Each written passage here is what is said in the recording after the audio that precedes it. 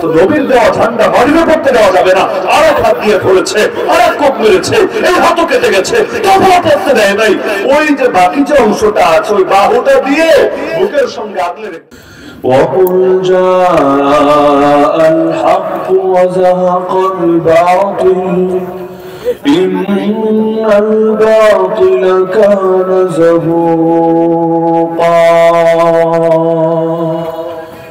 وقال النبي صلى الله تعالى عليه وسلم من لقي الله بغير أثر من الجهاد لقي الله وفيه ثلمة. وقال أصحاب محمد رضي الله عنهم نحن الذين بايعوا محمدا على الجهاد ما بقينا أبدا. آمنت بالله صدق الله العلي العظيم وبلغنا رسوله النبي الكريم.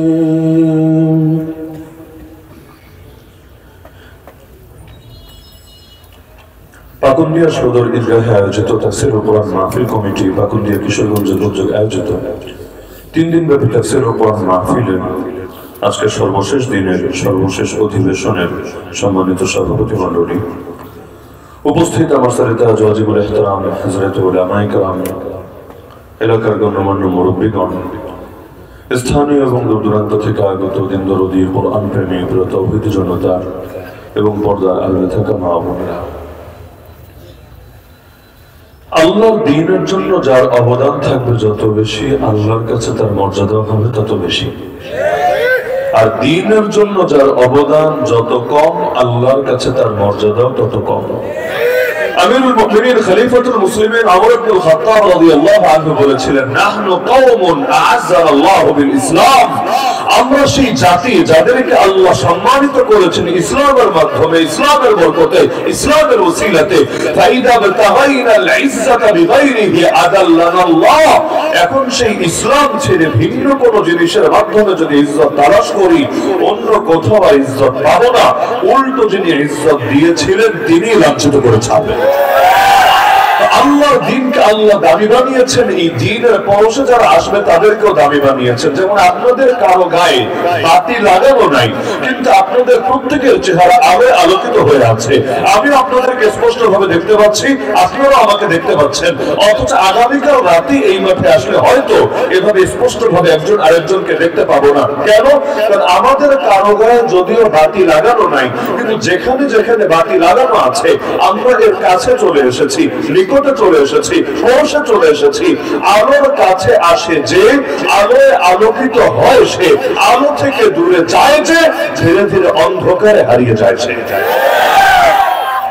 যেমন আজকের বাংলাদেশকেও যদি সামনে রাখি, পরিবর্তিত পরিস্থিতিকেও যদি সামনে রাখি, সবার মুখে একটা কথা কমন শোনা যাচ্ছে, নতুন বাংলাদেশ চাই, আমরা বাংলাদেশটাকে নতুন ভাবে গড়তে চাই। এমন একটা কথা যেটা নিয়ে কেউ দ্বিমত করবে না, কোনো পাগলেরও দ্বিমত করার সুযোগ থাকবে না। কিন্তু চিন্তার বিষয় তো থাকবে, এখানে আলো না আনলে কিন্তু অন্ধকার দূর করা যায় না। এক অন্ধকার দিয়ে পশ্চিম গেল, আর এক অন্ধকার দূর হয় না, উল্টো অন্ধকার প্লাস অন্ধকার দুটো মিলে অন্ধকারের মাত্রা আরো বেড়ে যায়। সুতরাং আজও যদি কেউ চায় অন্ধকার দূর করবে, এই দেশটাকে নতুন ভাবে আলোকিত করবে, তাহলে তাকে এখানে আল্লাহর দ্বীনের আলো জ্বালাতে হবে। সাহাবায়ে কেরাম রাদিয়াল্লাহু আনহুম প্রতিযোগিতা করতেন পরস্পরে, কার চাইতে কে দ্বীনের জন্য বেশি অবদান রাখবেন। হ্যাঁ, এক প্রতিযোগিতা খারাপ আর এক প্রতিযোগিতা ভালো। যেমন কোরআন বলছে সূরা তাকাসুর 30 নম্বর পরে একটা সূরা, এবং আমার ধারণা আপনাদের অধিকাংশেরই মুখস্থ থাকার কথা, কারণ আপনাদের পাকুন দিয়ে আমি প্রথমবার আসলে আপনাদের দিনদারির ব্যাপারে, মানে পুরো কিশোরগঞ্জ জেলার আলহামদুলিল্লাহ দিনদারির ব্যাপারে মোটামুটি ধারণা আছে। আল্লাহকুমুত তাকাসুর আয়াতটা শুনেছেন সকলে। আল্লাহ আল্লাহ বলে দিচ্ছেন প্রতিযোগিতা তোমাদেরকে ধ্বংস করে দিল। কিসের প্রতিযোগিতা? কার চাইতে কে দুনিয়া বাড়াবা, এই প্রতিযোগিতা তোমাদেরকে ধ্বংস করে দিল। হাত্তা যুরতুমুল মাকাবির, এভাবে দেখতে দেখতে তোমরা কবরে চলে আসলা।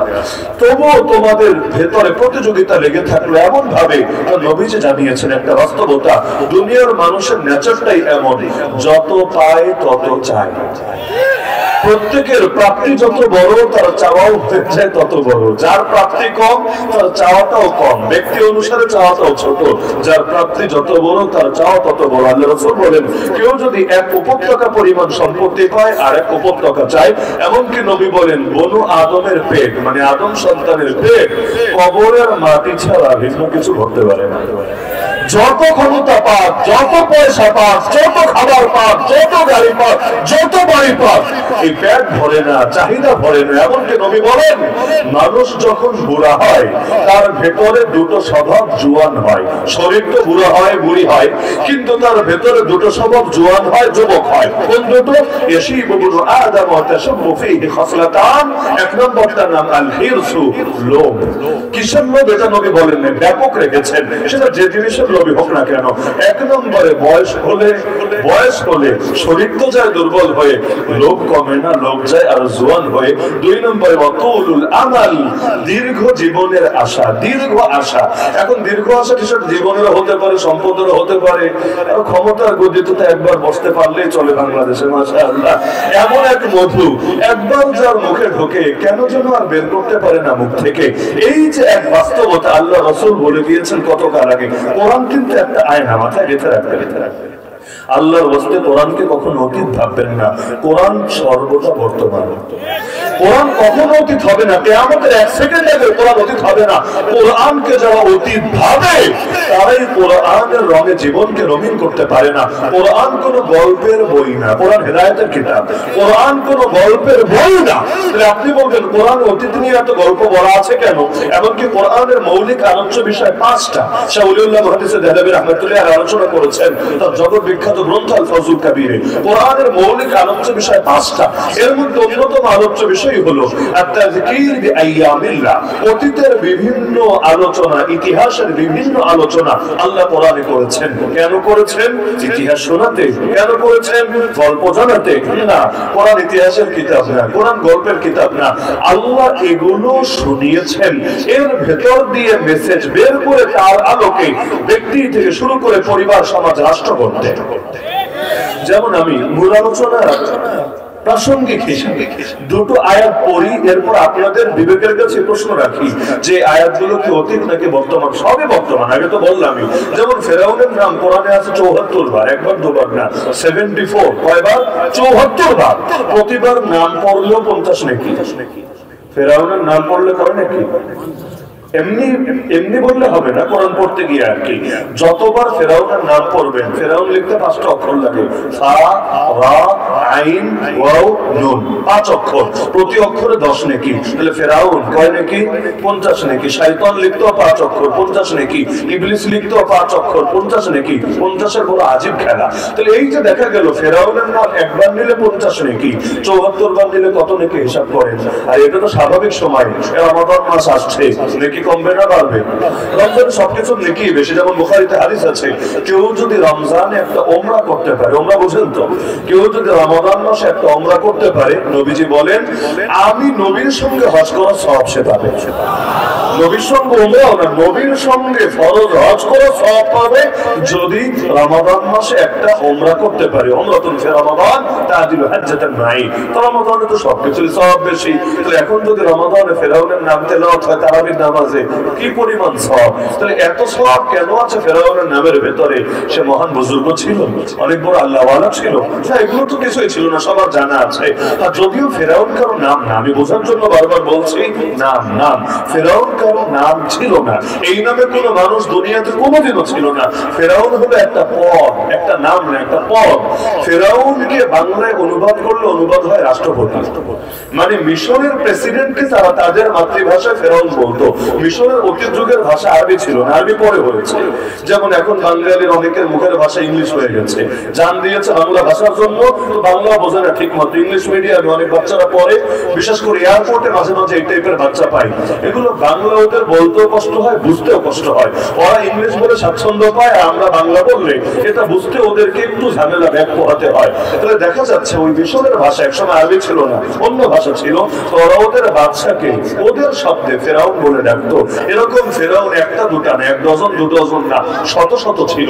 তো বলবেন ফেরাউন যদি এত থাকে, আল্লাহ দেখি একটা মাত্র ফেরাউনের কথা বলে, আবার নাম্বারও বলে না, 32 নম্বর ফেরাউন না 40 নম্বর ফেরাউন না 60 নম্বর ফেরাউন। আল্লাহ খালি বলে ফেরাউন করেছে, ফেরাউন বলেছে, ফেরাউন এই ফেরাউন সেই। তো এটা যদি কারো নামই না হয়, আমরা বুঝবো কিভাবে? হ্যাঁ, অনেক কিছু নাম না হলেও এটা ব্র্যান্ড হয়ে যায়, এমন ভাবে এক একজনের ট্যাগ লেগে যায়, এটা মার্ক হয়ে যায় তাদের জন্য। ওইটা বললে সবাই ওইটাই বোঝে, ভিন্ন কিছু বোঝে না। উদাহরণের সাথে বলা লাগে আর কি, যদিও পচা কথা। যেমন পৃথিবীতে বা কিশোরগঞ্জে কাক কি কম আছে? কাক চেনেন না? কাক কিশোরগঞ্জে কম আছে? কম নাই, বহুত আছে। কিন্তু একটা ছেলে দাঁড়ায় যদি কাব্য শব্দ বলে, তাহলে কিন্তু সবাই গাছের আগায় যা আছে তা না বুঝে বিশেষ একটা জিনিস বুঝবে। কেন? এটা তো এই শব্দের অর্থ নাই, শব্দের অর্থ তো আলাদা, ওই রকম হাজার হাজার আছে। কিন্তু শব্দটাই এমন পচা পচেছে, একজনের সাথে এমন লাগা লেগেছে, শব্দ বললে জেহেন অটোমেটিক চলে যায় ওদিকে। এই কিছু শব্দ আছে, দুনিয়া তো মুরগি চুরি করে, এমন লোককে কম আছে। কিন্তু আপনি যদি বলেন মুরগি চোরা, তাহলে অটোমেটিক জেহেন কিন্তু যায় বিশেষ একজনের দিকে চলে। এরকম কিছু শব্দ যায় মহান হয়ে। তো ফেরাউন, মূলত ফেরাউন ছিল বহু, কিন্তু এক পাগলে এত আকাম করা করেছে, ওই শব্দটাই ওর সঙ্গে পচে গেছে। ও তো পচেছে, শব্দ ওর সঙ্গে পচে গেছে। আল্লাহ 74 বার ফেরাউনের নাম নিলেন কেন? অথচ পুরো কোরআনে মাত্র একজন সাহাবীর নাম আছে, দ্বিতীয় কোন সাহাবীর নামই নেই কোরআনে। একজন মাত্র সাহাবী, যার নাম যায়েদ রাদিয়াল্লাহু আনহু, 22 নম্বর পরে সূরা আহজাবের মধ্যে পাবেন। দ্বিতীয় কোন সাহাবীর নাম নাই, না আবু বকর, না ওমর, না ওসমান। এমনকি মুহাম্মদ শব্দটা কোরআনে মাত্র 4 জায়গায় আছে, মাত্র 4টা আয়াতে মুহাম্মদ শব্দ আছে। যেমন মা মুহাম্মাদুন ইল্লা রাসূল قد خلت من قبله الرسل محمد رسول الله والذين معه اشداء على الكفار। এরকম মাত্র 4 আয়াত পাবেন যেখানে মুহাম্মদ শব্দ আছে। সেখানে ফেরাউন কি হয়ে গেছে? ওর নাম 74 বার আছে। মূলত নাম বেশি আসাটা এটা এই কারণে না যে সে মহান ভালো ব্যক্তি, তাকে অনুসরণ করলে ইহকাল পরকালে শান্তি আর মুক্তি, বরং এই কারণে আল্লাহ জানিয়ে দিয়েছেন এই জাতিকে, এক ফেরাউন লোকান্তরে, লক্ষ ফেরাউন ঘরে ঘরে, আর বান্দা কিয়ামত পর্যন্ত আরো যত ফেরাউন আসবে, ওগুলোর মোকাবেলা জামানের মুসার মতো আসা হাতে নিয়ে কিভাবে করতে হবে সেই সবক তোমাকে শিখতে হবে কোরআন মাজিদের পাতা থেকে। কারণ থিম একই থাকবে, জাস্ট ওয়ালপেপার চেঞ্জ হবে। এগুলো মুরব্বীরা না বুঝলে যুবকরা বোঝার কথা। থিম একই থাকবে, জাস্ট ওয়ালপেপার চেঞ্জ হবে। নতুন বোতলে পুরনো মদই দেওয়া হবে, পুরনো বধূকেই নতুন করে সাজিয়ে উপস্থাপন করা হবে। এই কারণে অতীতের সাথে ভবিষ্যতের মিল আছে বলেই আল্লাহ তাআলা কোরআনে এগুলো বলেছেন। না হলে আপনি চিন্তা করেন, এখন মেরাজের মাস না, রজব মাস তো মেরাজের মাস নাকি? এই মেরাজের মাসে নবী মুসা আলাইহিস সালামের কথা আমার খুব স্মরণে আসে। বলবেন মেরাজ করলেন আমার রাসূল, আপনার নবী মুসাকে স্মরণে আসে কেন? স্মরণে আসে এজন্য তাকে আমার খুব ধন্যবাদ দিতে মনে চায়, কৃতজ্ঞতা আসে। জাযাকাল্লাহু খাইরান ইয়া নবী আল্লাহ মুসা। হে নবী মুসা, আল্লাহ আপনার উত্তম প্রতিদান দেখ। বলবেন কেন? সবাই জানেন মেরাজের তোহফার নাম কি? মেরাজ আল্লাহ যে গিফট দিয়েছিলেন আমার নবীকে, সেই গিফটের নাম যেন কি? মাশাআল্লাহ, সবাই জানেন। পড়েন বা না পড়েন, কম পড়েন বেশি পড়েন, সবাই জানেন মেরাজের গিফটের নাম কি? মাশাআল্লাহ, নামাজ। আল্লাহ কয় ওয়াক্ত জানি দিয়েছিলেন? মাশাআল্লাহ 50 ওয়াক্ত। 5 ওয়াক্তই তো মুসল্লি পাই না, এমনকি ফজর নামাজও তো মসজিদের কমিটির লোকে খুঁজে পাই না। আরে মসজিদের মুসল্লি পড়ে রে ভাই, কমিটির পদ নেওয়ার জন্য, চেয়ার নেওয়ার জন্য কি হারে টানাটানি চলে, কি হারে টানাটানি চলে। কিন্তু কমিটির লোকগুলো যদি এখানে নিয়মিত ফজরে আসতো, বেশি না হলেও এক কাতার তো অন্তত ভক্ত। এমনকি আর কেউ যদি না আসতো, বাংলাদেশে আমার মনে হয় সহসভাপতি পদের লোক একটু তুলনামূলক বেশি আছে, খালি যদি কমিটির সহসভাপতি বৃন্দরাই আসতো তাও তো মোটামুটি আধা খাতা অন্তত ভরতো। কিন্তু আমি তো ফজরের নামাজ আজানেরই কুল কিনারা পাই না।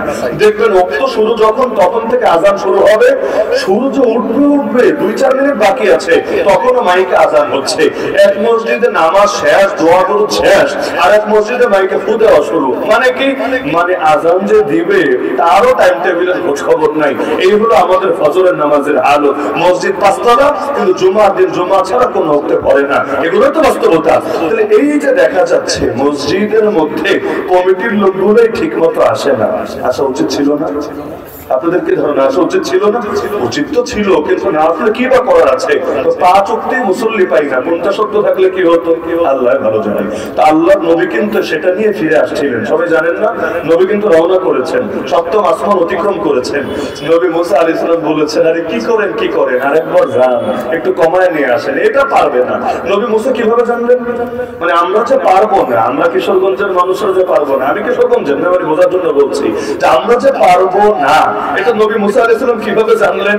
কারণ তিনি যে জাতিরে চড়িয়েছেন, ওই যে বললাম থিম একই, জাস্ট ওয়ালপেপার চেঞ্জ। তিনি যে জাতিকে চড়িয়েছেন বনি ইসরাইল, ওই জাতির সাথে আমাদের মিল আছে, এবং তিনি এটা বুঝতে পেরেছেন যে এই জাতির 50 ওয়াক্ত দিলে টর্চ লাইট দিয়ে খুঁজে পাওয়া যাবে না। নবীকে পাঠালেন 45, আবার পাঠালেন 40, আবার পাঠালেন 35, আবার পাঠালেন 30, কমতে কমতে বাকি আছে 5 ওয়াক্ত। নবী মুসা কিন্তু তখনও আমাদের আইনসেমি আর উদাসীনতা বুঝেছিলেন, বলেছিলেন নবী আরেকবার যান, বলেছিলেন না? কারণ তিনি টের পেয়েছিলেন যে অনেকের হালত এমন, বোম ফুটলেও ফজর নামাজ উঠতে পারে না, এমন ভাবে ঘুমাবে, অ্যালার্ম 10টা লাগালে ওর ঘুম ভাঙবে না, বাপে ডাইকা চেহারায় পানি ঢেলে দিলে অনেকে ঠিকঠাক ভাবে উঠতে রাজি হয় না। তো দেখা যাচ্ছে যে নবী মুসা কিন্তু বুঝেছিলেন, বলেছিলেন নবী আরেকবার যান, আরেকটু কমায়। আল্লাহ রাসূল সংকোচ করলেন, প্রতিবার 5 করে কমেছে, এখন বাকি আছে 5, আরেকবার যদি যাই তো কি হবে? 5 করে যেহেতু কমেছে, আরেকবার গেলে তো গিফটই হারায় যাবে। মানে আর হাদিয়া যে আল্লাহ দিলেন, একটা উপহার দিলেন, উপহারই তো থাকে না, খালি হাতে ফিরে যেতে হবে দুনিয়াতে। নবী সংকোচ করলেন, না আমি আর যেতে পারবো না, কয়বার যাওয়া যায়, একটা চক্ষু লজ্জা বলতে ব্যাপার আছে, আর পারবো না, যা আছে মাশাআল্লাহ এটা নিয়ে আমি চলে যাব দুনিয়াতে। আল্লাহ তাআলার কি দয়া, কি মায়া, কি ভালোবাসা! আল্লাহ তাআলা বলে দিলেন দায়িত্ব তো কমেছে, সওয়াব কিন্তু কমে নাই, পড়বে 5 ওয়াক্ত, সওয়াব কিন্তু 50 ওয়াক্ত। তাহলে এই যে অতীতের সাথে ভবিষ্যতের যদি মিল না থাকে, নবী মুসা আলাইহিস সালাম বললেন কিভাবে? এমনকি ফেরেশতারাও কিন্তু আল্লাহকে বলেছিল, আল্লাহ আপনি দুনিয়াতে এমন জাতি বানাতে যাচ্ছেন যারা দুনিয়াতে গিয়ে রক্তপাত ঘটাবে এবং ফিতনা ফাসাদ ছড়াবে। আচ্ছা, কিশোরগঞ্জের মানুষেরাও যে খুনোখুনি করবে, রক্তপাত করবে, ফেরেশতারা টের পেল কিভাবে? এমনকি ফিতনা ফাসাদ যে ছড়াবে, কোরআনের মাহফিল পর্যন্ত লোকে বন্ধ করবে, এটা ফেরেশতারা টের পেল কিভাবে? আল্লাহকে বলেছিল নাকি বলে নাই? আরে বলেছিল নাকি বলে নাই? কিভাবে বলেছে? কারণ অতীতে দুনিয়াতে জিন ছিল, মানুষ না, জিন ছিল। ওই জিনেরা তো এগুলোই করেছে দুনিয়াতে এসে। অভিজ্ঞতার একটা দাম আছে, কারণ জিহ্বা যদি পড়ে চুন খেয়ে, তখন কিন্তু দই দেখলেও ভয় লাগে। চুন খেয়ে যদি জিহ্বা পড়ে, দই দেখেও ভেতরে ভয় লাগে। এই দেশে যেমন মানুষ বাহিনীর উপর আর রাজনীতিবিদদের উপর আস্থা রাখতে অনেক সময় ভয় কাঁপতে থাকে, আস্থা আসতে চায় না। ইউনিফর্ম পরলে অনেক সময় আস্থা আসে না, সান্ত্বনা দেয়, আগের মতো ইউনিফর্ম থাকবে না, কালার পাল্টায় দিব। জাতি বলে যদি পিঙ্ক কালার দাও, পিঙ্ক কালার, তাতেও কিন্তু দিলে শান্তি আসবে না, ভয় দূর হবে না। কেন?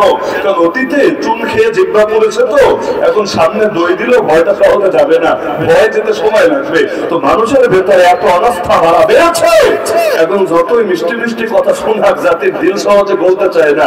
এই জাতির দিল গড়ার জন্য দীর্ঘকাল মেহনত করে আসলেই বাংলাদেশটারে সোনার বাংলাদেশ বানাতে হবে, না হলে এই জাতির ধোঁকা খেতে খেতে বোকা হতে হতে এক পর্যায়ে সবাই বিরুদ্ধেই ঘি এমন দুর্বার আন্দোলন গড়ে তুলবে, হয়তো ইসলাম এনে তবে ক্ষান্ত হবে। তাহলে বলছিলাম যে থিম আর ওয়ালপেপার একটা বিষয় আছে না, তাহলে কোরআন কি অতীত না বর্তমান? কোরআন কি অতীত না বর্তমান? কোরআন সর্বদা বর্তমান, আজও বর্তমান, আগামীকালও বর্তমান, 100 বছর পর বর্তমান।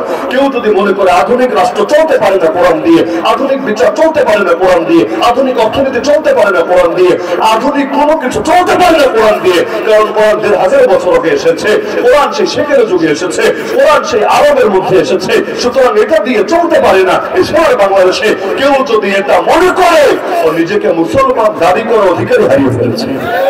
আর ইসলামে ঢুকতে চাইলে, অ্যাক্সেস নিতে চাইলে প্রথম যে কালেমা আপনাকে পড়তে হবে, যে কালেমা স্বীকারোক্তি দিতে হবে, যেই কালেমা দলাদলির ঊর্ধ্বে, মতামতির ঊর্ধ্বে, ধারার ঊর্ধ্বে, সবকিছুর ঊর্ধ্বে, সেই কালেমাই তো হলো লা ইলাহা। এছাড়া ভিন্ন কোনো কালেমা আছে নাকি? কালেমা তো একটাই, সকল যুগে সর্বযুগে কালেমা একটাই ছিল, দ্বিতীয় কোনো কালেমা ছিল না। মানব জাতির ভেতরে না জিন জাতির ভেতরে কালেমা একটাই, লা ইলাহা। অর্থ কি? লা ইলাহা, নেই কোনো মাবুদ ইল্লাল্লাহ, একমাত্র আল্লাহ ছাড়া। অনুবাদটা কিন্তু এমন, নেই কোনো মাবুদ, প্রথমে না করে কেউ নাই, কেউ নাই, কেউ নাই, ধারাভাবে বলে নাই। এরপর গিয়ে বলে তবে একজন আছে, মাত্র একজন, there is no God but Allah, সির্ফ আল্লাহ, একমাত্র আল্লাহ, শুধু আল্লাহ, দ্বিতীয় কেউ নাই। তাহলে এই কালেমা বলার দ্বারা কি বোঝা গেল? জীবনের সব ক্ষেত্রে রব কয়জন, মাবুদ কয়জন, খোদা কয়জন, পরিচালক কয়জন, তার মানে, যদি কষ্ট পাবেন বলি, তার মানে কালেমার অর্থ এটা, আমার নামাজের রব যিনি, আমার রাজনীতির রব তিনি, আমার যাকাতের রব যিনি, আমার অর্থনীতির রব তিনি, আমার হজের রব যিনি, আমার কোর্ট কাচারির রব তিনি, আমার যাকাতের রব যিনি, আমার সংবিধানের রব তিনি। যদি মানতে পারে ওর মুখে লা ইলাহা ইল্লাল্লাহ মানতে পারে, যদি না মানে, ও যদি লা ইলাহা ইল্লাল্লাহ বলতে বলতে বলতে মুখে ফেনা তুলে ফেলে, তবুও কোশ্চিনকালেও তাকে ঈমানদার বলা যেতে পারে না। বেসিক কথা, কালেমা নিয়ে তো ইখতিলাফের কোনো সুযোগ নাই। এটা মাযহাবের বিষয় না, মাসলাকের বিষয় না, দলের বিষয় না, এটা ঈমানের বিষয়, ঈমানের বিষয়। এই মক্কার যুগে আল্লাহ নবীকে মেরেছিল কেন? কি ছিল, মানে কি জন্য মারপিট? নবীকে মক্কার যুগে খেলাফত কায়েম করেছিলেন, মক্কার যুগে জিহাদ করেছিলেন। আরে মক্কায় তো বিধান বলতে গেলে তেমন কিছু ছিলই না। রমজানের রোজা এসেছে মদিনায়, পর্দার বিধান মদিনায়, হজের বিধান মদিনায়, যাকাতের বিধান মদিনায়, জিহাদের বিধান মদিনায়, খেলাফত কায়েম হয়েছে মদিনায়, মদ নিষিদ্ধ হয়েছে মদিনায়, সবই তো মদিনায়। এমনকি 5 ওয়াক্ত নামাজ ফরজ হয়েছে মেরাজের রাত্রে, এটাও মদিনায় হিজরতের কয়েকদিন আগে, মক্কার একদম শেষের দিকে। তাহলে এই যে মক্কার 13টা বছর নবীকে মারলো, পিটালো, রক্তাক্ত করলো, এত ভাবে নবীকে কষ্ট দিল, অপরাধ কি ছিল? অপরাধটা কি আপনি বলেন? যদি বলে নামাজের জন্য না, এটা ভুল। কারণ নামাজ আবু জাহেল আবু লাহাবরা করতো, যদি সেজদা কখনো আল্লাহরে দিত, কখনো দেবদেবীরে দিত। হজ, হজের জন্য মারে নাই, হজ ওরাও করতো। যাদের পয়সা আছে নতুন কাপড় কিনে তারপর সেটা করে করতো, যাদের পয়সা নাই ল্যাংটা হয়ে করতো, কিন্তু হজ করতো। যাকাত, এগুলো ওই জাহিলি যুগে জাহিলি লোকেরাও দান সদকা করতো, বাইতুল্লাহ খেদমত পর্যন্ত করতো, বাইতুল্লাহ পর্যন্ত নির্মাণ করেছিল, মসজিদের সভাপতি সেক্রেটারি পর্যন্ত তারাই ছিল, হাজিদেরকে জমজমের পানি পান করাতো, সবই তো ছিল। তাহলে কিসের জন্য মেরেছে? এমনকি ইবাদতের জন্যই যদি মারতো, নবী কি বিগত 40 বছর ইবাদত করেন নাই? পারলে বলেন করেন না? তাহলে তো আপনি মূর্খ, ইতিহাসে জানেন না। অবশ্যই করেছেন, হেরা গুহায় গিয়েও তো মাসের পর মাস ইবাদত করেছেন। এগুলো তো সব সেই 40-এর আগের কথা। এই যে এত ইবাদত করলেন, একটা মাত্র প্রমাণ পারলে কেউ আমাকে এনে দেখান ইবাদতের জন্য নবীকে কেউ গালি দিয়েছে, কেউ সমালোচনা করেছে, কেউ জেলে ভরেছে, কেউ কোনো কিছু করেছে। তাহলে হঠাৎ করে 40 বছর কিছুই ঝামেলা ছিল না, হঠাৎ করে এত ঝামেলা তৈরি হলো থেকে? তৈরি হয়েছে সেরেফ এবং সেরেফ এবং সেরেফ এক বাক্য থেকে, দ্বিতীয় কিছু না, সেরেফ এই বাক্য থেকে। নবী এই বাক্য ছেড়ে দিয়ে নামাজ পড়লেও তো মারতো না, রোজা রাখলেও মারতো না, হজ করলেও মারতো না, যাকাত দিলেও মারতো না। কেন? কারণ ওরা নাস্তিক ছিল না। মাথায় রাখেন, অধিকাংশ নবীর উম্মতি নাস্তিক ছিল না। তাহলে কি ছিল? মুশরিক। মুশরিক মানে কি? আল্লাহর অস্তিত্ব স্বীকার করে না? অবশ্যই করে। সব মুশরিক আল্লাহর অস্তিত্ব স্বীকার করে, তবে আল্লাহর সঙ্গে আরো দেবদেবী মিলায় ফেলে। আল্লাহর অস্বীকার করে না, আল্লাহরও মানে, তবে একারে মাইনা পছন্দ হয় না, আরো 10 জন 20 জন 1000 জন লাখ জন কোটি জন মিলায় মানে। ওরা কিন্তু নাস্তিক ছিল না, ওরা আল্লাহকে মানতো। কোরআনে আছে, ওয়ালা ইন সাআলতাহুম মান খালাকাস সামাওয়াতি ওয়াল আরদ ওয়া সাখারা আশ-শামসা ওয়াল কমার লা ইয়াকুলুনা আল্লাহ। কোরআনে আছে, হে নবী, যদি ওদেরকে জিজ্ঞাসা জিজ্ঞাসা করেন আসমান কে বানিয়েছে, জমিন কে বানিয়েছে, চাঁদ কে চালায়, সূর্য কে চালায়? আল্লাহ বলে দিচ্ছেন। আবু জাহল গম জবাব দিবে আল্লাহ, ওরা জবাব দিবে আল্লাহ। তাহলে মুশরিক কেন? কারণ যদিও আল্লাহকে সৃষ্টিকর্তা মেনেছে, আল্লাহকে চাঁদ সূর্যের পরিচালক মেনেছে, কিন্তু জীবনের সব ক্ষেত্রে রবের একত্ব বজায় রাখতে পারে নাই। যেমন আল্লাহরে মানত একদিকে, কিন্তু আল্লাহর বিধান মানতে পারতো না আরেকদিকে। আবু জাহাল আবু লাহাবরা নিজেরাই খোদা সেজে বসেছিল। এই বাংলাদেশেও কিছু মানুষ যেমন খোদা সেজে বসে আছে। বলুন কিভাবে খোদা সেজেছে? এই যে কুফরি সংবিধান আজও এই জাতির উপর চাপিয়ে রাখা হয়েছে, যেটার পক্ষে এখনো কাউকে দালালি করতে দেখা যায় প্রকাশ্যে। ওই কুফরি সংবিধানের মধ্যে স্পষ্টই লেখা আছে সকল ক্ষমতার মালিক, এটাই লেখা আছে জনগণ। অথচ আপনার যদি লা ইলাহা ইল্লাল্লাহর উপর ন্যূনতম ঈমান থাকে, আমাকে বলেন তো সকল ক্ষমতার মালিককে? বলুন সকল ক্ষমতার মালিক জনগণের অর্থ কি? অর্থ আপনি বোঝেন, আমিও বুঝি। মানে কোনটা নীতি, কোনটা দুর্নীতি, কোনটা লিগ্যাল, কোনটা ইলিগ্যাল, কোনটা বৈধ, কোনটা অবৈধ, কোনটা সিদ্ধ, কোনটা নিষিদ্ধ, এগুলো ঠিক করার অথরিটি নাকি জনগণের। যেমন উদাহরণ দিলে ভালো বুঝবেন, আল্লাহ বেশ্যাখানাকে হালাল করেছেন না হারাম? বাংলাদেশে বেশ্যাখানার লাইসেন্স দিল কে? আল্লাহ তো হারাম করেছেন। এই সোনার বাংলায় এগুলোকে হালাল করলো কে? আচ্ছা, আল্লাহ কি মদকে হালাল করেছেন না হারাম? তো এই বাংলাদেশে মদের বারগুলোকে লাইসেন্স দিয়ে রেখেছে কে? সেখানে মুসলমান, কত মুসলমান নায়ক নায়িকা, গায়ক গায়িকা, রাষ্ট্রভ্রষ্ট যাই হোক, কিন্তু এগুলো নামে তো মুসলমান। ওরা গিয়ে সেখানে প্রকাশ্যে মদ খাচ্ছে কিভাবে? আল্লাহ তো অনুমোদন দেন নাই, অনুমোদন দিল তাকে। আর আল্লাহ তো সুদকে বৈধ বানান নাই, তাকে বানিয়েছেন। বাংলাদেশের অর্থনীতি সুদের ভিত্তিতে পরিচালিত হচ্ছে কিভাবে? এই দেশের অর্থনীতির মেরুদণ্ড তো হয়ে গেছে সুদ, মেরুদণ্ডের হয়ে গেছে সুদ। তাহলে এই সুদটা এভাবে রন্ধে রন্ধে ঢুকলো কিভাবে? আল্লাহ তো বৈধতা দেন নাই, বৈধতা দিল তাকে। আরে আল্লাহর চোখে তো কাদিয়ানীরা মুসলমান না, আর ইসলামী পরিচয় ব্যবহার করার অধিকার রাখে না। তাহলে আজকে বাংলাদেশে কাদিয়ানীদের আইডি কার্ডে, পাসপোর্টে, জন্ম সনদে মুসলমান লিখে দিল কে? তাহলে ওরা কি আল্লাহর বিরুদ্ধে গিয়ে নিজেরা নিজেদেরকে খোদার আসনে আসীন করে নাই? আল্লাহ যে হারাম করেছেন সেটাকে হালাল করে নাই। এমনকি ধর্ষণের বিরুদ্ধে সরকাররা কথা বলে, জিনার বিরুদ্ধে বলে না কেন? জিনার বিরুদ্ধে বলতে দেখবেন না। ধর্ষণ ধর্ষণ কেন? ধর্ষণ পাপ, জিনা সওয়াব। ধর্ষণ কি আর জিনাকে? ধর্ষণ যেখানে একজন রাজি আর একজন রাজি না, জোর করেছে, শক্তি প্রয়োগ করেছে। যদিও বাংলাদেশে আরো একটা চলে, সেটা হলো বিয়ের প্রলোভনে ধর্ষণ। মানে দুইজনই রাজি ছিল, 5 বছর 7 বছর ধাক্কা পেয়েছে, সমস্যা হয় নাই, এখন আর কি বিয়ে করবে না, বাস মামলা একটা ঢুকেছে যে আমি এই 5 বছর 7 বছর রাজি ছিলাম না, অথচ রাজি ঠিকই ছিল। তাহলে ধর্ষণ আবার 5 বছর কেমনে হয়? ধর্ষণ আবার 10 বছর কেমনে হয়? তো যাই হোক, ধর্ষণের বিরুদ্ধে কথা বলে, জিনার বিরুদ্ধে কিন্তু বলে না। অথচ আল্লাহ ধর্ষণকেও হারাম করে, জিনাকেও বাল্য বিবাহের বিরুদ্ধে বলে, বাল্য প্রেমের বিরুদ্ধে বলেন। বলে নাটক, সিনেমা, গল্প, উপন্যাস, কাব্য, সাহিত্য সব জায়গায় খালি প্রেমের সুরসুরি, প্রেমের উস্কানি। কোন প্রেম? হালাল প্রেম তো না, বিয়ে করার পর যেটা, এই প্রেম না, হারাম প্রেম। তাহলে হারাম প্রেমের সুরসুরি দিবে, আবার বিয়ে করাকে কঠিন বানিয়ে রাখবে। এই দেশে বিয়ে করা কি আগের থেকে সহজ হয়েছে না কঠিন হয়েছে? একদিকে বিয়ে করা কঠিন, আরেকদিকে জিনা হয়েছে সহজ, আরেকদিকে যৌনতার ছড়াছড়ি আর উস্কানি আর উস্কানি। এখন বাঁচাবেন কিভাবে?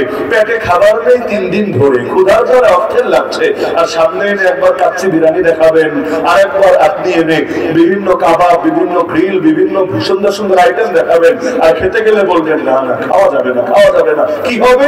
স্বাভাবিকভাবে না দিলে চুরি করে খাবে, ডাকাতি করে খাবে, আপনার পিঠে হাড্ডি ফুটে ভাঙ্গা হলেও খাবে। এই বাংলাদেশে যত ধর্ষক আছে, এগুলো অধিকাংশকে ধর্ষক এই সিস্টেম বানিয়েছে। ব্যক্তি কিছু না ভাই, যত নেতা পাল্টানি আমার নিয়েও যদি নেতা বানায় দেন, কিন্তু সিস্টেম যদি পচা থাকে, সিস্টেম যদি গলদ থাকে, নীতি যদি ভ্রষ্ট থাকে, আর কে ক্ষমতায় এলো আর গেল এটা বড় বিষয় না। সিস্টেমে যদি গলদ থাকে, নীতিতে যদি গলদ থাকে, এই বাংলাদেশ কখনোই নতুন বাংলাদেশ হতে পারবে না। নতুন বাংলাদেশ হতে চাইলে শিকড়ে নজর দিতে হবে। শিকড়ে নজর না দিয়ে ডালপালার দিকে তাকায় থাকলে কশিন কালো মুক্তি আসবে না। এমনকি মজার বিষয়, এই জাতিকে আজও পর্যন্ত স্বাধীনতা 54 বছর এসেও এই জাতিকে স্বাধীনতার সফল ভোগ করতে দেওয়া হয়। আমরা যদি স্বাধীন হতাম অন্তত বেশ্যাখানা খোলা থাকতো না, ধর্ম রাখেন, ধর্ম বাদ দিন। এই জাতের নীতি নৈতিকতার কথাও যদি বলেন, এই জাতের নীতি নৈতিকতা বেশ্যালয়কে অ্যালাউ করে না। এটা বাঙালির ঐতিহ্য সংস্কৃতি মূল্যবোধের সাথে যায় না। তাহলে এগুলো খুলে রেখেছে কেন? আপনারা চেয়েছেন? আরে আপনারা চেয়েছেন যদি ক্ষমতার মালিক আল্লাহ না আপনাদেরও মানত, তারপরে তো খোলা রাখার কথা ছিল না। কারণ এখানে এই যে হাজার হাজার হাজার জনতা একজন পনিও দেখান যে বেশ্যাখানার পক্ষে, আচ্ছা এখানে বাড়তেন পুরো কিশোরগঞ্জ তন্ন করে খোঁজেন, আমার একটা লোক দেখান যে বেশ্যাখানার পক্ষে, পুরো বাংলাদেশ খোঁজেন, গুটি কয়েক কিছু হাউন আঙ্কেল পেলে পাওয়া যেতে পারে, এছাড়া একটাও পাবেন না বেশ্যাখানার পক্ষে। পক্ষে যদি কেউ নাই থাকে, এগুলো বাংলাদেশে টিকে আছে কিভাবে? পক্ষে যদি কেউ নাই থাকে টিকে আছে কিভাবে? তাহলে ক্ষমতার মালিক না আল্লাহরে মানে না জনগণরে মানে? ক্ষমতার মালিক কেউ ইন্ডিয়াকে, কেউ আমেরিকাকে, কেউ ইসরায়েলকে, কেউ পশ্চিমাদেরকে মানে। তো লিখেছে তো সকল ক্ষমতার মালিক জনগণ, মূলত ওদের চোখে ক্ষমতার মালিক ওরা আর ওরা। তাহলে এরকম লা ইলাহা ইল্লাল্লাহ বললে কি হবে? নবীর জামানায় আবু জাহেল এসে বলেছিল, আবু তালেব তোমার ভাতিজারে থামাও, যা চাই মেনে নিব, যা চাই মেনে নেব, তবুও তাকে থামতে বলো। ভাতিজাকে ডাকালো আবু তালেব, আচ্ছা তুমি কি চাও বলো তো? নবী বলেন আমি চাই জাস্ট ওরা একটা বাক্য মেনে নেয়, কার কোনো ঝামেলা থাকবে না, সির্ফ একটা বাক্য মেনে নিলেই হবে। আবু জাহেল ভাবলে দাঁড়ায় গেল, কি বলো কি বলো? নাম আবিক আশরা, তোমার মরা বাপের কসম খায় বললাম বাক্য একটা না বাক্য 10টা বলবো। আরে বেটা এক বাক্যের জন্য এত ঝামেলা করে লোকে, কি বলা লাগবে বলে ফেলো। আল্লাহ রাসূল বলেন লা ইলাহা ইল্লাল্লাহ মুহাম্মাদুর রাসূলুল্লাহ, চিৎকার করে বলে উঠলো। কোরআনে আল্লাহ উক্তি উল্লেখ করেছেন, চিৎকার করে বলে উঠলো আজআলাল আলিহাতা ইলাহা ওয়াহিদা ইন্না হাযা লাশাইউন উজাব, এত খোদাকে মাত্র এক খোদা বানিয়ে ফেলেছে, এটা তো মানা সম্ভব না, এটা তো বড়ই আশ্চর্যজনক ব্যাপার। কি বুঝলেন? মূল দ্বন্দ্ব কি নামাজ নিয়ে, রোজা নিয়ে, নাকি কালেমা নিয়ে?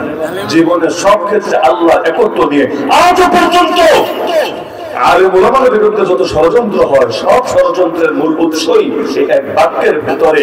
তারা কেন জীবনের সব ক্ষেত্রে এক আল্লাহর আদর্শের কথা বলে? আমাদের চাওয়া কিন্তু বেশি না, বিশ্বাস করেন। আমাদের সারা জীবনে চাওয়া কি জানেন? একটাই চাওয়া, আল্লাহর জমিনে আল্লাহর গোলামি করে বাঁচতে চাই, আল্লাহর গোলামি করতে করতে মরতে চাই, আর কিছু না। একটাই চাওয়া, দ্বিতীয় কোনো চাওয়া নাই। আমরা গোলাম হয়ে থাকতে চাই, আল্লাহর গোলাম, মানুষের গোলাম না।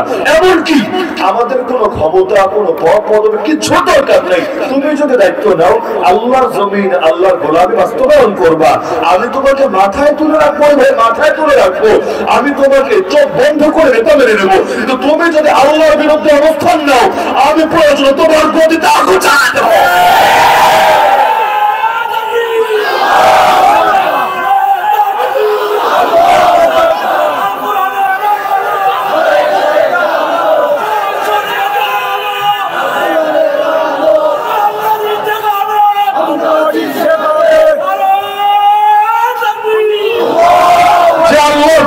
আমরা তার পক্ষে, আল্লাহর বিপক্ষে আমরা কিভাবে হতে পারি তার পক্ষে? আল্লাহর বন্ধু বন্ধু হবে, আল্লাহ শত্রু শত্রু হবে। ইমানের মূল কথাই এটা, হাদিসে আছে সর্বশ্রেষ্ঠ আমল কি? আল্লাহর নিকট সবচেয়ে প্রিয় আমল হলো আল্লাহর জন্য ভালোবাসা, আল্লাহর জন্য ঘৃণা করা। হাসরের ময়দানে আরশের নিচে জায়গা পাবে কারা? যারা আল্লাহর জন্য ভালোবাসে, আল্লাহর জন্য ঘৃণা করে। আল্লাহর জন্য ভালোবাসার মানে বুঝেন? আমার নবী ব্যক্তিগত কারণে জীবনে একবার রাগ করেন নাই, কোনো প্রমাণ দেখাতে পারবে না। কতজন না বুঝে কষ্ট দিয়েছে। এক বেদুইন মুসলমান এসে মসজিদে পেশাব করতে শুরু করে দিয়েছে, নবী একটা ধমক দেন নাই। যারা বাধা দিতে চেয়েছে নবী ফিরিয়েছেন, না আগে পেশাব শেষ করতে দাও, কষ্ট হবে তা। এরপর তাদেরকে বললেন দিয়ে পানি ফেলে দাও।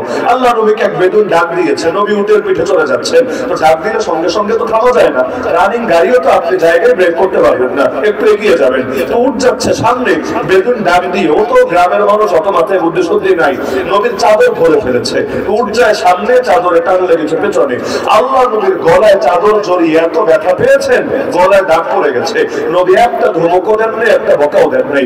ইসলামের জন্য আল্লাহ নবী এত করা, ব্যক্তিগত কারণে আল্লাহ নবী এত উদার, এত উদার, এত মহানুভব, তা ভাষায় প্রকাশ করা সম্ভব না। মুসলমানের শান হবে এটা, ভালোবাসে আল্লাহর জন্য, ঘৃণাও করে আল্লাহর জন্য, যা হয় সব আল্লাহর জন্য। যে আল্লাহর পক্ষে আমরা তার পক্ষে, যে আল্লাহর বিপক্ষে আমরা তার বিপক্ষে। কারণ আল্লাহর বাইরে গিয়ে যা হবে সবই ভণ্ডামি। যেই নামে হোক আল্লাহর বাইরে গিয়ে যা হবে সবই ভণ্ডামি। যেমন সংস্কার সংস্কার সংস্কার, বাংলাদেশে সংবিধান সংস্কার হবে, সবাই খুশি, আমি খুশি, আপনি খুশি, সবাই খুশি। আবার যখন শুনলাম এখান থেকে ধর্মনিরপেক্ষতাবাদ বিদায় হবে, সুবহানাল্লাহ, সমাজতন্ত্র বিদায় হবে, মাশাআল্লাহ, কিন্তু কি হবে? নতুন করে কি ঢুকবে? নতুন করে ঢুকবে বহুত্ববাদ।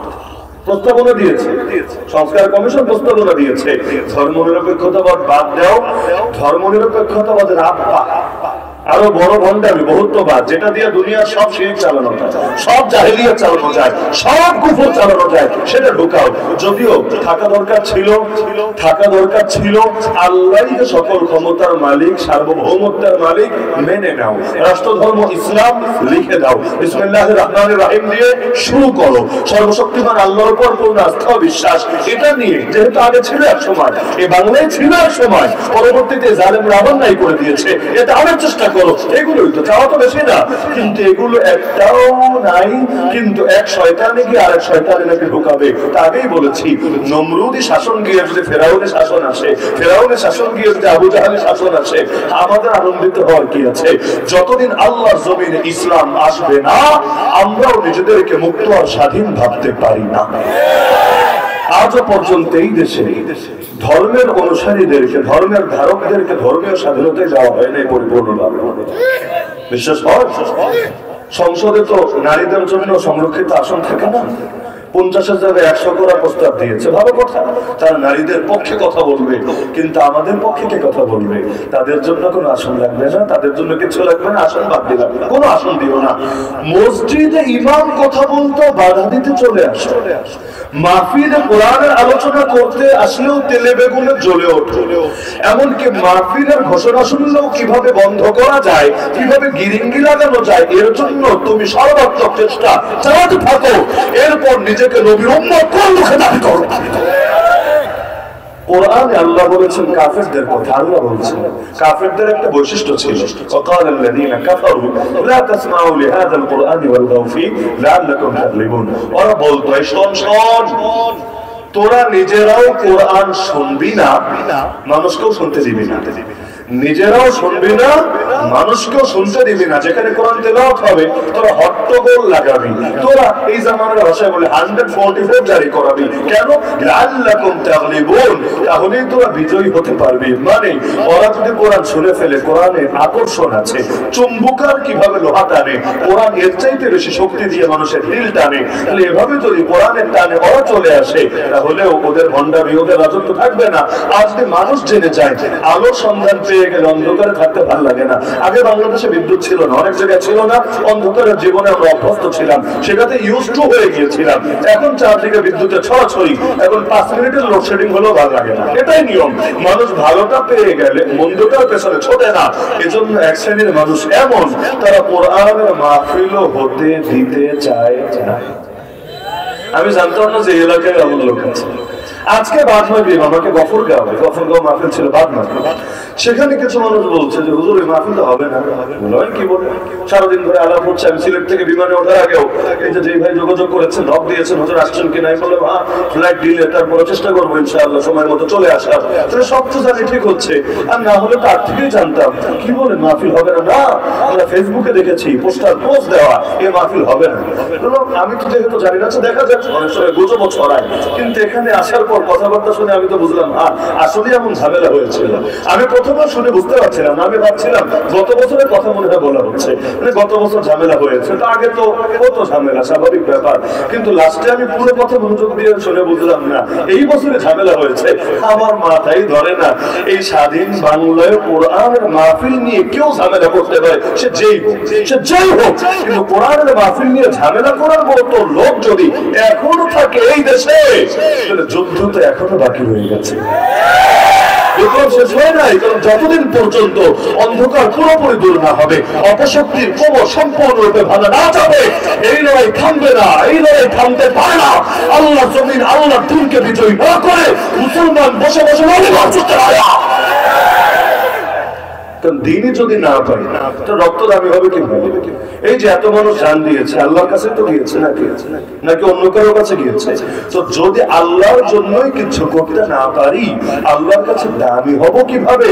আরে এমনি তো জীবনে আমল নাই, সারা জীবনে 2 রাকাত নামাজ এমন পড়তে পেরেছেন ভাই যে 2 রাকাত আল্লাহকে দেখানোর মতো? আমাকে বলে যে 2টা রাকাত নামাজ এমন পড়তে পেরেছেন 100% কোয়ালিটি সম্পূর্ণ যেটা আল্লাহকে দেখানোর মতো। এমন একটা সেজদা দিতে পেরেছেন জীবনে যে সেজদাটা ছিল নবীর আদনা থেকে আদনা কোন সাহাবীর মতো। তো কি আছে পুঁজি?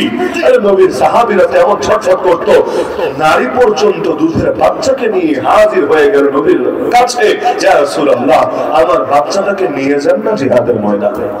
নবী অবাক করে, তোমার এই দুধের বাচ্চা দিয়ে কি হবে?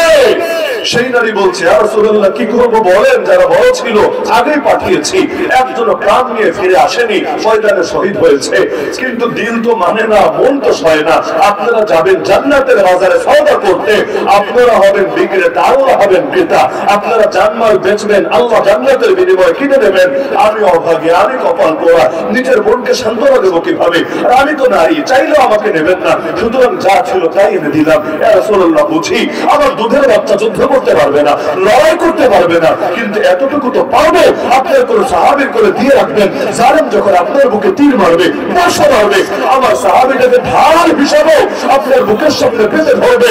জালেমের তীর এসে, বর্ষা এসে আমার বাচ্চার বুকটাকে ফরফর করে দিয়ে যাবে, কিন্তু আমার বাচ্চার প্রাণের বিনিময়ে হলে আপনার বোনটা হেফাজতে থাকবে। কিয়ামতের দিন আল্লাহকে গর্ব করে বলতে পারবো, আল্লাহ আমি শহীদের মা, আমার সন্তান জান কোরবান করেছে তোমার নবীর হেফাজতের জন্য। এমনকি নাবালিগ পর্যন্ত চলে আসি, ইয়া রাসূলুল্লাহ আমাকেও একটা চান্স দিতে হবে, আমাকেও সাথে নিয়ে যেতে হবে। আল্লাহ রাসূল বলেন, তুমি তো এখনো ম্যাচিউরিটি হও নাই, তোমার বয়স হোক, প্রাপ্তবয়স্ক হও, তোমার বলতে হবে না, আমরা নিয়ে যাবো, এটা যুদ্ধ, এটা ছেলে খেলা না। তুমি গিয়ে কি করবা? কোনোভাবেই কাজ হয় না। রিকোয়েস্ট কত ভাবে বোঝায় নবীকে। আল্লাহ নবীর এক কথা, কোনো নাবালিগকে আমরা সুযোগ দিতে পারি না। অবশেষে চিন্তা করলো এভাবে আর হবে না, কৌশল করতে হবে। নবীকে বললো, ইয়া রাসূলুল্লাহ ওই যে আমার এলাকার ওই ছেলেটাকে নিয়েছেন, ও যদিও বয়সে আমার চাইতে বড়, কিন্তু যুদ্ধে বয়স দরকার না, শক্তি দরকার। ওর শক্তি কিন্তু আমার চাইতে কম। বিশ্বাস না হলে আমাকে একবার কুস্তি খেলার সুযোগ দেন, আমি কুস্তির ময়দানে প্রমাণ করে দেব আমার শক্তি বেশি, ওর শক্তি কম। তো যদি আমি বিজয়ী হই, আমার একটা চান্স দিয়েন, আমিও কিছু অবদান রাখতে চাই দিনের জন্য। আর যদি আমি হেরে যাই, দ্বিতীয়বার রিকোয়েস্ট করবো না, দ্বিতীয়বার আপনাকে নিয়ে যেতে আমি বলবো না, একবার লড়াই করতে দেন না। আল্লাহ নবীরও দিল কিন্তু ভুলে গেল। এই যুগে দেখেন না, বড়দেরই নেওয়া যায় না, আর বাচ্চা ছটফট করছে ময়দানে যাবে বলে। আল্লাহ রাসূল অনুমতি দিলেন, ঠিক আছে লড়াই করো দেখি।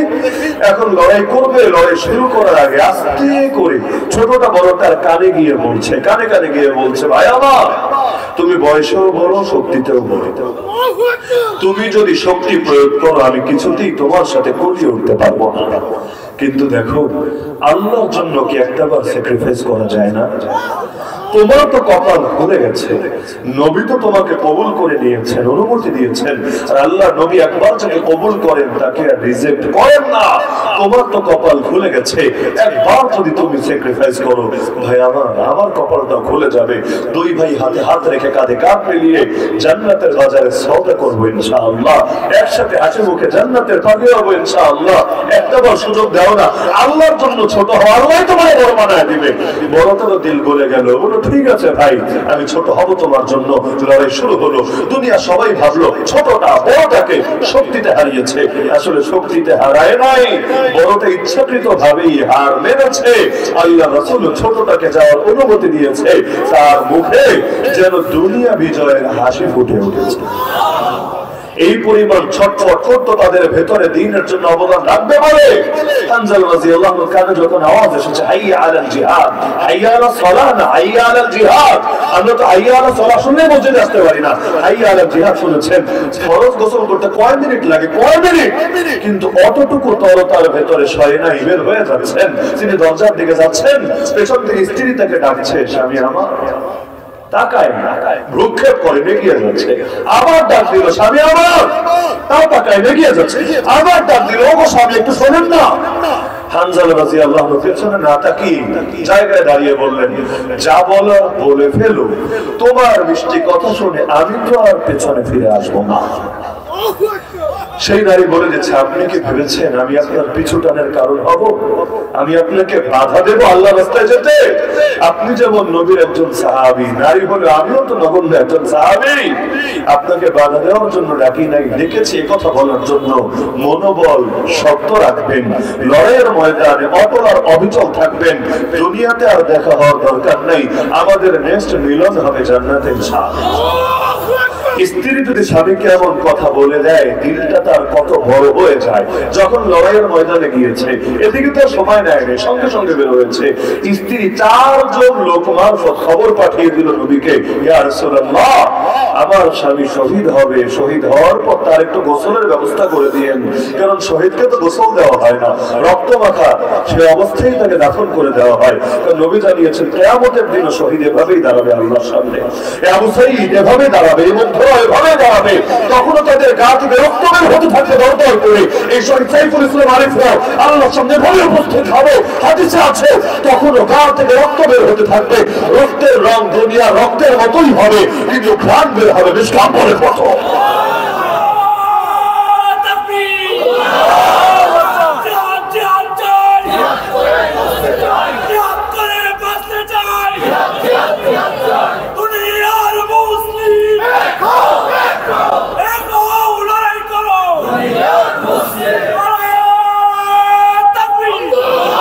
তিনি অনুরোধ পাঠিয়ে দিলেন, আমার স্বামীকে শহীদ হওয়ার পর একটু গোসলের ব্যবস্থা করে দেন।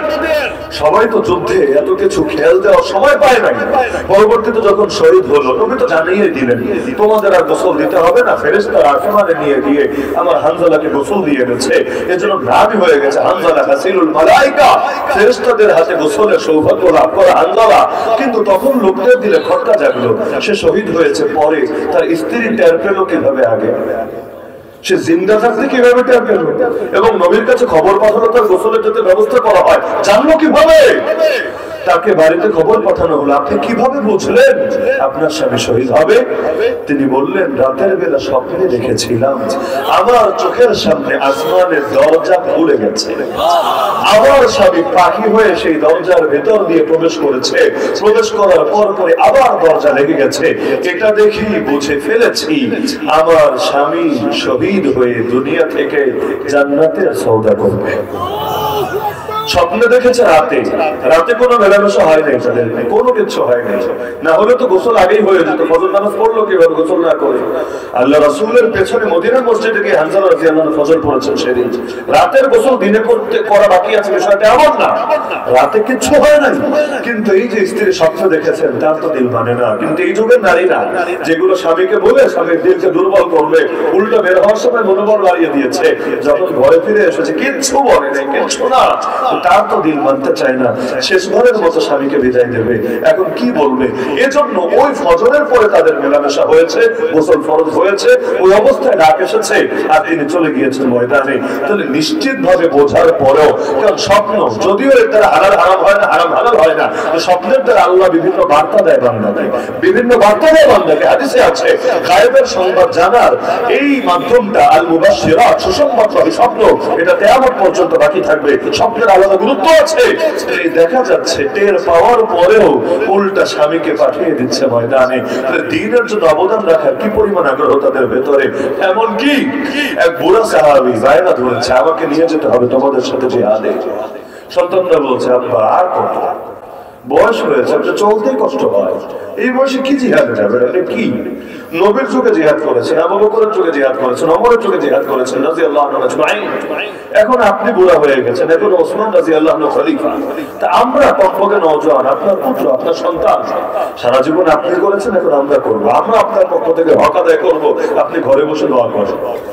বাবা চিৎকার করে উঠল, চুপ করো তোমরা, তোমরা আমাকে ঘরে বসে থাকতে বলো, আল্লাহর কোরআন তো আমাকে বসে থাকার অনুমতি দেয় না। তোমরা কি সূরা তাওবা পড়ো নাই? সূরা তাওবার এই আয়াতটি তোমাদের মনে নাই? ইনফিরু খিফাফা ওয়া তিকালা ওয়াজাহিদু বিআমওয়ালিকুম ওয়া আনফুসিকুম ফি সাবিলিল্লাহ। বান্দা হালকা হও আর ভারী হও, বের হয়ে পড়ো ময়দানে, আর মাল দিয়ে জান দিয়ে জিহাদ করতে থাকো আল্লাহর পথে। সেই সাহাবী বললেন, যখন জোয়ান ছিলাম, শরীর হালকা ছিল, তখনও গিয়েছি, এখন বুড়া হয়েছি, শরীর ভারী হয়েছে, তাতে কি? আল্লাহ তো বলেছেন হালকা হলেও যেতে, ভারী হলেও যেতে, সুতরাং যাবই আমি ময়দানে, তোমরা না নিলে প্রয়োজনে যাব অন্য কারো সাথে। সন্তানরা বলছে আব্বাজান যেহেতু যাবেন তাহলে আমরাই নিয়ে যাচ্ছি, অন্য কারোর সাথে নিলে আপনার খেদমত হবে না, যতটুকু পরে আমরা এই খেদমত করবো। চলেন প্রথমবারের মতো নৌযানের সফর, মানে পানি পথে তাদেরকে জাহাজে করে বিশাল করে যেতে হবে, এরপর গিয়ে সেখানে যুদ্ধ হবে। সারা জীবন যুদ্ধ করেছে সমতল, যুদ্ধ করেছে ঘোড়ার পিঠে চড়ে, উটের পিঠে চড়ে, কিন্তু এভাবে পানি পথে যুদ্ধ করে অভ্যস্ত না। এই বুড়া বয়সে এসে যখন সফর শুরু করলো, বয়স হলে তো মানুষ দুর্বল হয়ে যায়, ধকলও সইতে পারলো না, অবশেষে সেখানেই শেষ নিঃশ্বাস ত্যাগ করলো। সন্তানরা জানাজা তো পড়লো সবাই মিলে, যারা ছিল জাহাজের ভেতরে, কিন্তু লাশ দাফন করবে কোথায়? সমুদ্র তো, চারদিকে পানি আর পানি আর পানি। এটা নদী না যে একটু পর পর মাটি দেখবে এদিক সেদিকে, যতদূর চোখ যায় খালি পানি আর পানি। কি করবে বাপের লাশ? ফেলে দিবে পানির ভেতরে? আরে কোন সন্তান পারবে? এটা সন্তান বাপের লাশ ফেলবে পানিতে, কে পারবে?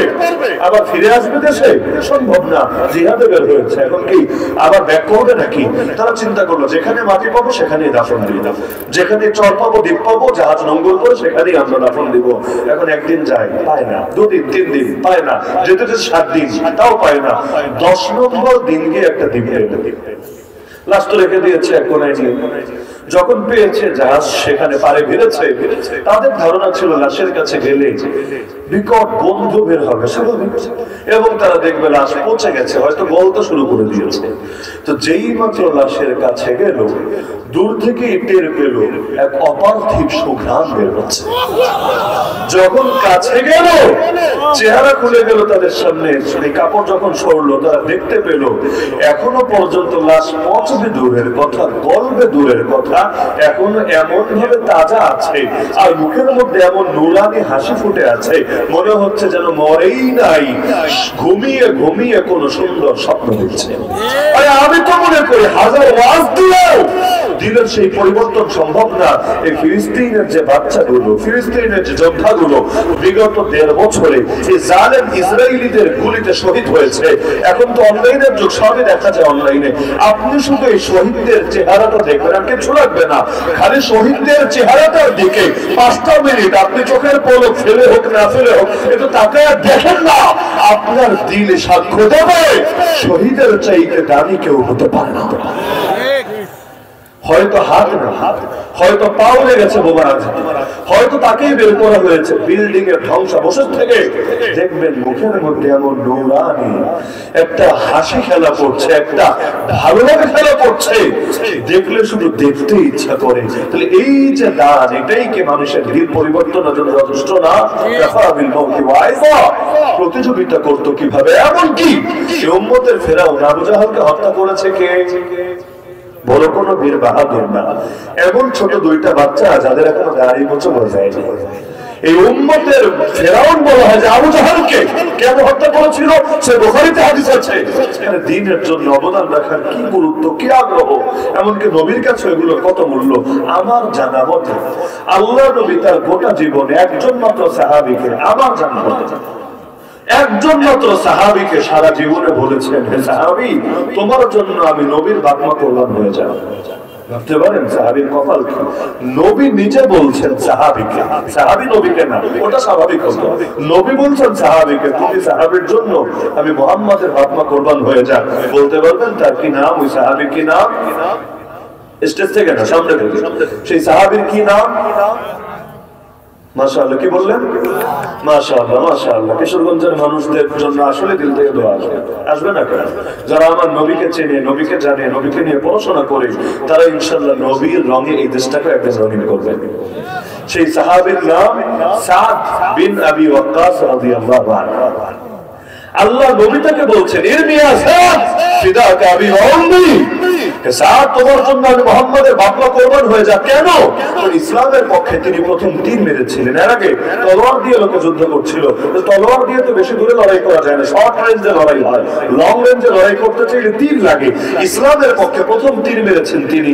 এত খুশি হয়েছেন নবী, নবী বলেন, মারতে থাকো, তীর নিক্ষেপ করতে থাকো, তুমি সাদের জন্য আমি মুহাম্মাদের বাপমা কোরবান হয়ে যান। তাহলে দ্বীনের জন্য অবদান রাখলে আল্লাহ কেমন খুশি হন, নবী কেমন খুশি হন। বদরের ময়দানে যে দুই বাচ্চা আবু জাহালকে হত্যা করেছে কারণ কি ছিল? বুখারীতে হাদিস আছে, সাহাবী আব্দুর রাহমান বিন আওফ রাদিয়াল্লাহু আনহু বলেন, বদরের ময়দানে দাঁড়ানো, হঠাৎ দেখে দুই পাশে দুইটা বাচ্চা, আমি টেনশনে পড়ে গেলাম, হায় আল্লাহ, এমনি মাত্র 305 জন আছে লড়াইয়ের ময়দানে, 313 জন। বদরের লড়াইয়ের ময়দানে ছিল 305 জন, আর বাকি 8 জন অন্যান্য দায়িত্বে ছিলেন। বাকি 8 জনের মধ্যে ওসমান রাদিয়াল্লাহু আনহু আছেন। নবীকে পাঠিয়েছিলেন তার কন্যা এবং ওসমানের স্ত্রী তিনি অসুস্থ ছিলেন, মুমূর্ষ অবস্থায় ছিলেন, তার দেখাশোনার জন্য। বাকি 7 জনকেও বিভিন্ন দায়িত্বে আল্লাহ রাসূল এদিক সেদিক পাঠিয়েছিলেন। যুদ্ধে প্রেজেন্ট ছিলেন 305 জন। তো এমনি পেরেশানিতে মাত্র এই কয়জন আমরা, এর মধ্যে দুই পাশে দুই বাচ্চা। আপনি যদি মিছিলের প্রথম সারিতে থাকেন, যুদ্ধে পারতেন, মিছিলের প্রথম সারিতে থাকেন, আর দেখেন দুইটা পিচ্ছি এসে পাশে দাঁড়ায় আছে, এদিকে পুলিশ গুলি করতে শুরু করেছে, টিয়ার সেল মারতে শুরু করেছে। পুলিশের আবার অনেক সময় ভালো লাগে না গুলি না করলে, হাত চুলকায়, গুলি করলে তাদের হাতটা একটু ভালো থাকে এবং শরীরটা একটু স্বাভাবিক থাকে, হয় না অনেক সময় উদয় গুলি করে। তাহলে এই যে দেখা যায়, এইরকম যদি পরিস্থিতিতে পড়েন, আপনি কি নিজের চাইতে বাচ্চাদেরকে নিয়ে বেশি টেনশন করবেন না? স্বাভাবিক ব্যাপার।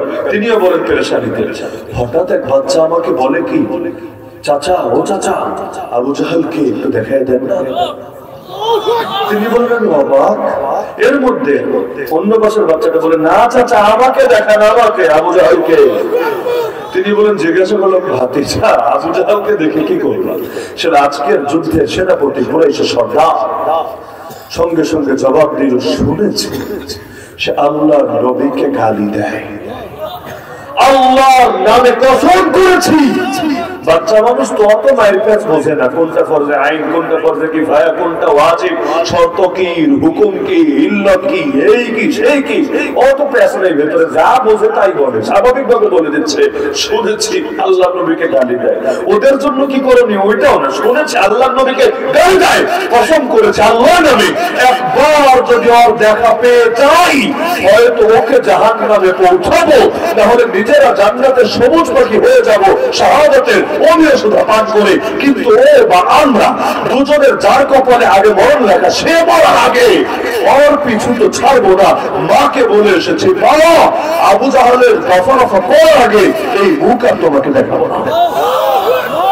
তিনি বলেন, ওদের কথা শুনে নিজেকে আর কন্ট্রোল করতে পারলাম না, আমি ইশারা দিলাম, ভাতিজা, ওই যে ঘোড়ার উপর যে আরোহী দেখতে পাচ্ছ, সেই হলো আবু জাহাল, আজকে যুদ্ধের সর্দার। তিনি বলেন, ইশারা দিতে দেরি, 5 পাখির মতো ছুটে যেতে দেরি না। ছুটে তো গিয়েছে, তারা না গিয়ে যদি বড় কোনো বীর বাহাদুরও যেত, বড় কোনো সেনাপতিও যেত, আবু জাহালের ধারে কাছেও বসতে পারত না, কোচও কাটা করে ফেলত। কারণ সেনাপতির নিরাপত্তা তো সবচাইতে বেশি, সেনাপতি শেষ তো যুদ্ধই শেষ, এ কারণে তাকে তো সবচাইতে বেশি প্রটোকলে রেখেছে। তার পর্যন্ত রিচ করবে কিভাবে, আগে তো যেতে হবে, পরে না তাকে হত্যা করবে। ধারে কাছে বসতে পারত না, কিন্তু দুই বাচ্চা আসছে, কারো কল্পনায় আসে নাই তারা কি করতে পারে, ভেবেছে বিচি বলা বানা কি জন্য আসবে। তো বলবে, আঙ্কেল আঙ্কেল, আমার আব্বারে মাইরেন না, আমার ভাইরা তুইলা নিয়েন না, যা বলে আর কি, বাচ্চারা আর কি বলবে। কিন্তু ওরা জানে না এই বাচ্চা সেই বাচ্চা না, নবীর সাহাবী, নবীর সাহাবী জালেমদেরকে ছেড়ে কথা বলে না। গিয়েছে কাছে এক দৌড়ে, কিন্তু আবু জাহাল তো ঘোড়ার পিঠে, ওই বাংলাদেশের কাঙ্গাল ঘোড়া, অ্যারাবিয়ান হর্স, ওইটার পিঠি আপনাদের অনেকের মাথার উপরে। ঘোড়া দেখেন, ওই ঘোড়া সাইজ আপনাদের অনেকের মাথার উপরে ঘোড়ার পিঠ, আর ওই ঘোড়ার উপরে বসে আবু জাহাল, তো বাচ্চা নাগাল পাবে কি বলতে, ওই পায়েটায় মারলে তো লাভ নাই, কাজের কাজ কিছু হবে না। আবু জাহাল জিজ্ঞেস করবে, নাগালি তো পাবে না, তো মই লাগবে, তাহলে রশি লাগবে, সিঁড়ি লাগবে, এখন কি করবে? সময়ও হাতে নাই, না হলে মেরে ফেলবে আশপাশ থেকে, হাতে তো সময় দেওয়া যাবে না। এই জন্য একজন গিয়ে ঘোড়ার পায়ে একটা কোপ মেরে ফেলবে, ঘোড়ার পায়ে। এই যুগ হলে আবার পশুপ্রেমীরা হাউকাউ করে উঠতো, কি বললেন, একটা অবলা প্রাণীর গায়ে আঘাত করেছে, ছি ছি, ইসলাম এত কঠিন না, ইসলামে এত উগ্রতা নাই। এই টাইপের লেকচার এক শ্রেণীর লোকে দেয় না, কি যে আজিব, মানুষ মরে খবর থাকে না, কিন্তু রাস্তায় কুত্তার কিচ্ছু করা যাবে না। বাংলাদেশ কুত্তা দিয়ে ভইরা গেলেও, মোটরসাইকেল চালাইতে গিয়ে কুত্তায় নিয়মিত মাইর খাইলেও, দেশে কুত্তা নিধনের কোনো ব্যবস্থা নেওয়া যাবে না, এদেরকে আলাদাও করা যাবে না, কারণ কুত্তা প্রেমিকদের কষ্ট হবে। এখন রাস্তায় থাকুক, ঘাটে থাকুক, আপনার প্রয়োজনে কষ্ট হোক, আপনি বাইক চালায় মরেন, প্রতি বছর কয়জন মরে, কয়জনের হাত ভাঙে, এটা আপনারা বুঝবেন না, যারা বাইক চালায় তারা বোঝে। জিজ্ঞাসা করে যারা বাইক চালায়, আরে হঠাৎ যখন ফুল স্পিডে থাকে, রাতের বেলা যখন করতে এসে হাই দেয়, হাই হ্যালো সামনে দেয়, একেবারে কলিজাটা মোচড় দিয়ে ওঠে। আর হার্ট ব্রেক করতে গিয়ে কত জনের যে লাইফ শেষ, লাইফ শেষ। কিন্তু কুত্তা প্রেমিকরা এদেরকে নিয়ে বলবে না, খালি কুত্তা নিয়ে বলবে। তো এইরকম এখন ওই যুগে একজন গিয়ে ঘোড়ার পায়ে কোপ মারলো, ঘোড়ার পা কেটে আলাদা হয়ে গেল। ঘোড়া তো লাফাতে শুরু করলো, পা তো একটা নাই, ব্যালেন্স রাখতে পারলো না, ঘোড়া ফাঁস করে জমিনে পড়িয়ে গেল। তো ঘোড়া যখন পড়ে গেল, আবু জাহল ছিটকে গেল, আর একজন লাফ দিয়ে বুকের উপর চড়ে, আমার বড় লাগবে না, কাজ যা করে করে ফেললো। এখন বাকিরাকে ছেড়ে দেবে? সেনাপতি শেষ, বাকিরাকে ছেড়ে দেবে না। যুদ্ধের ময়দান তো, অন্য টাইম হলে তো ঠিক আছে, সেনাপতি শেষ, নিজে বাঁচলে বাপের নাম, নেতা তুমি থাকো তোমার জায়গায়, আমরা আগে থাকি আমাদের জায়গায়। যদিও আবু জাহল পুরো মরে নাই, মরার কাছাকাছি গিয়েছে, পুরো তো মরেছে আব্দুল্লাহ বিন মাসউদ রাদিয়াল্লাহু আনহুর হাতে। পরবর্তীতে তিনি কল্লা কেটে এনে নবীর সামনে হাজির করেছেন। যদিও কল্লা কাটতে যাওয়ার পরও নাটক করছে, নাটক কত নাটক যে করতে জানে বাতিলরা। কল্লা কাটার সময় বলেছে, শোনো শোনো, কল্লাটা উপর দিয়ে কাটো না নিচ দিয়ে কাটো, আর কল্লা কাটো। আবু জাহল বলে দিচ্ছে কল্লা উপর দিয়ে কাটো না, কল্লা কোন জায়গা দিয়ে কাটো? নিচ দিয়ে। আব্দুল্লাহ বিন মাসউদ অবাক, কি বললো এগুলা? কল্লা তো কল্লা, এক জায়গা দিয়ে কাটলে তুমি শেষ, উপর দিয়ে কাটলেও মরবা, নিচ দিয়ে কাটলেও মরবা। তো নিচ দিয়ে কাটলে কি হবে? আসলে তার মাথায় আসলে কি হবে? আবু জাহল বলে, কিচ্ছু বোঝো না, নিচ দিয়ে কল্লা কাটলে কল্লাটা একটু বড় দেখা যাবে। সবগুলো কল্লা যখন নিয়ে একসঙ্গে রাখা হবে, সবাই দূর থেকে দেখেই বুঝবে, ওই দেখা যায় কল্লা, ওই আমাদের নেতার কল্লা। এটা যেন তেন কল্লা না, একদম ভাইরাল, মরার পরও ভাইরাল, আর কল্লা সবাই চিনবে। কি যে ভাইরালের আজিব নেশা, ওই মরার সময়ও নাটক করে করে মরেছে। তাহলে এই যে বাচ্চা দুইটা আবু জাহলকে আঘাত করলো, এখন বাকিরাকে ছেড়ে দেবে? তারা বাচ্চাদের সঙ্গে যুদ্ধ শুরু করে দিল, আঘাতের পর আঘাত, আঘাতের পর আঘাত। আর দুই বাচ্চাও আল্লাহর উপর ভরসা করে মুআদ আল মুআওয়াজ লড়াই চালিয়ে যাচ্ছিলেন। আলহামদুলিল্লাহ, হঠাৎ করে এক বাচ্চার হাতে একটা কোপ লেগে গেল। তো নবীর সাহাবী বলে কথা, ওই জাফর তৈয়ারের ঘটনা সবাই জানেন। তৈয়ার মানে যিনি উড়ে বেড়াচ্ছে। নবী বলেছেন, আমি নিজে দেখেছি আমার জাফর জান্নাতে উড়ে বেড়াচ্ছে। কেন? আর কিছু না, আল্লাহর জন্য দুটো হাত কোরবান করেছিলেন। হাতের মধ্যে নবীর দেওয়া দ্বীনের ঝান্ডা ছিল। ঝান্ডা যতক্ষণ উঁচু, জিহাদ চলবে। ঝান্ডা পড়ে গেছে, বাহিনীর লোকেরা বুঝবে মনে হয় সারেন্ডার করেছে, চুক্তি হয়ে গেছে, আপোষ হয়ে গেছে। ঝান্ডা উঁচু রাখা অনেক গুরুত্ব। এক হাতে ঝান্ডা ধরে রেখেছেন, এক কাফের এসে কোপ মেরেছে, হাতটাই কেটে গেছে, কিন্তু ঠান্ডা পড়তে দেন নাই। তো নবীর দেওয়া ঝান্ডা মাটিতে পড়তে দেওয়া যাবে না। আরেক হাত দিয়ে ধরেছে, আরেক কোপ মেরেছে, এই হাতও কেটে গেছে, তবুও পড়তে দেয় নাই। ওই যে বাকি যে অংশটা আছে, ওই বাহুটা দিয়ে বুকের সঙ্গে আগলে রেখেছে, তবুও কাফেরের মনে মায়া হয় নাই, আরেক কোপ মেরেছে। আল্লাহর বান্দা এবার শহীদ হয়ে গেছে। তো যতক্ষণ দাঁড়ানো ছিল, শহীদ হয়ে লুটিয়ে পড়ে নাই, পুরোটাই নবীর দেওয়া ঝান্ডাকে উঁচু রেখেছে। আমার নবী সাহাবীদেরকে বলেন, আরে আল্লাহর জন্য আমার জাফর তার দুটো হাত কোরবান করেছে। আমি নিজে দেখেছি জান্নাতে আমার জাফরকে আল্লাহ দুই হাতের বদলে দুইটা ডানা উপহার দিয়েছে। দুই ডানা মোড়ানের জান্নাতে ওরা আছে।